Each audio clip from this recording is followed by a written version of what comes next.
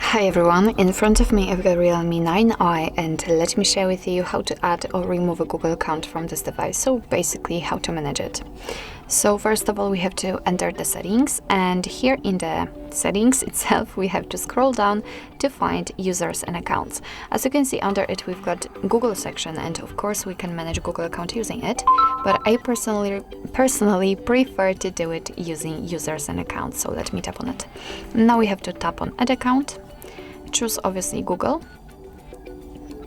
Make sure that you've got the internet connection because it is required for this operation.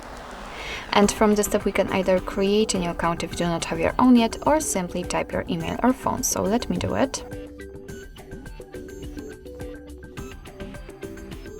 As you can see, you do not have to enter the full email address, just the first part of it before the @ symbol, and your device will autofill it. So right now we have to enter the password, and let me do this out of the screen. Okay, so let's tap on next. Here you have to decide who will be using this device, so it can be either you or your child. I will stick to this option. And as you can see here, we can check the Google Terms of Service and Privacy Policy. If you'd like to, you can just tap on it and read all the conditions. So let's tap on I agree after reading. Here we've got the shortcut of backup and storage info, so just tap on accept. And as you can see, we just successfully added our Google account to this device.